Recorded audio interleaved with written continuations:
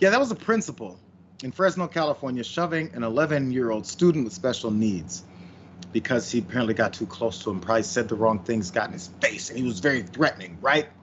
Well, that school district did figure this whole thing out, and the frustrating part about this is the timeline it took for them to get there. So the school district did figure out the problem here. They did eventually get rid of him in a way. Either he got rid of himself, but the child's guardian is speaking out about what happened. Let's watch what she had to say. You cannot put force to these kids like that. My son is autistic.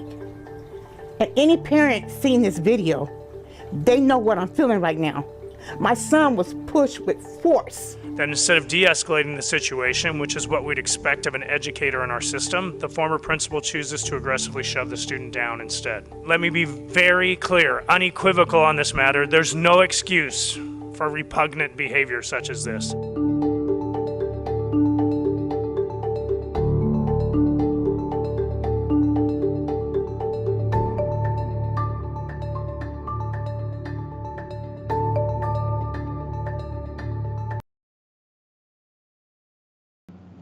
You see those two other adults in the room right there when he shoved that kid?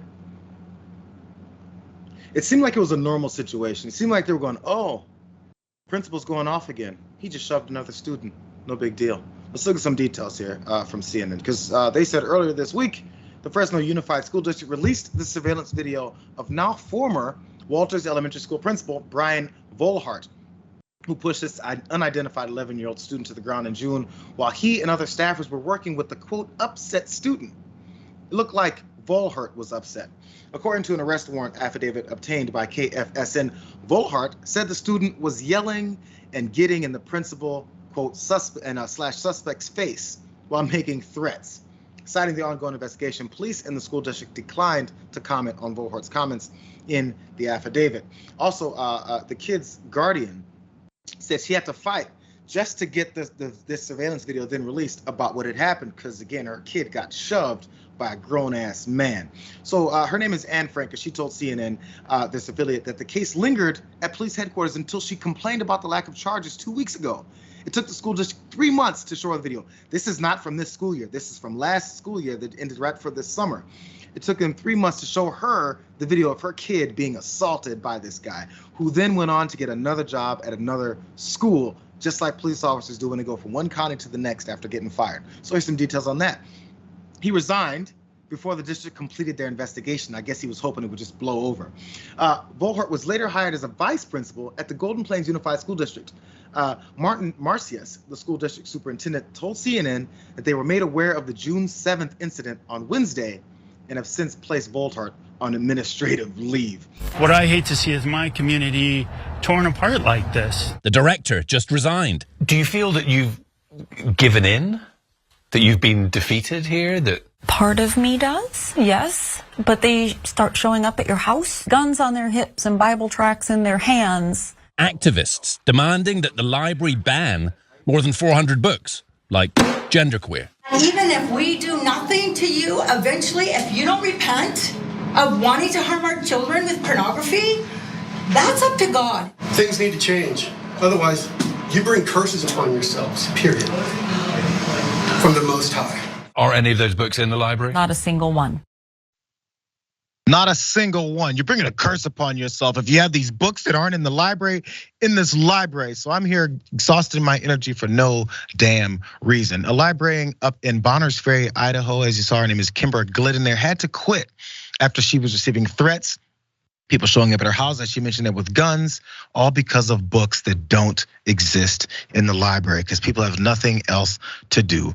Some of those people that are up in Idaho, in this small town Idaho, weren't really there before, but they're looking for a place to build their cult. CNN had more about the origins of some of these crazed people. There is a group of individuals that are moving into the area who they have the intent of turning this into what they call the American Redoubt. Coined back in 2011 by a Christian survivalist, the American Redoubt, a refuge for self-described God-fearing, liberty-loving patriots. This store opened recently, owned by a pastor who moved up from California. Here's how he described it back in 2015. If we will put him first, Blessed will be the redoubt. By God's grace, we trust that the redoubt, we won't see the homosexuality and rampant lesbianism that we see in California. There are now so many wannabe redoubters, some realtors cater to them. One has this ad on its website. In the days of old, the men would lead, women would nurture.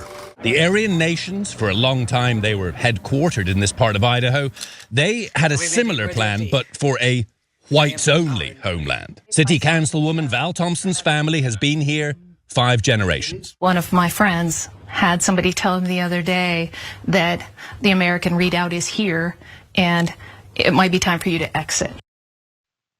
It might be time for you to exit. The American redoubt is here. Again, as you saw, the basis for that is completely unsurprising, that it's based in white supremacy and trying to go and nestle their heads into these small communities and push people out. I thought it was if you don't like it here that you should leave, not you should come in and push other folks out that have been there. Anyway, the battle is going on and on, but specifically with this one teacher, this one librarian that was run out. Let's get the details of how bad it really got for her. So the fervor has become so heated that the library's director, as we point out, is quitting after only 9 months. She talked about a barrage of harassment that she said made it impossible for her to do her job. She's a former bank manager and she's turned into a librarian now. And she said the stress became so bad that she developed a tic that makes her thumb quiver uncontrollably.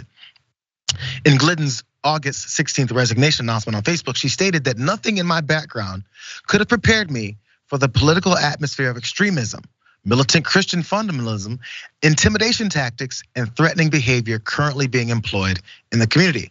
And what finally pushed her to resign was the group's inability to listen to her answers and their opposition to rejoining the American Library Association earlier this year. It wasn't a final straw so much as it was a constant barrage of the same rhetoric and people not listening to my answers, is what she said.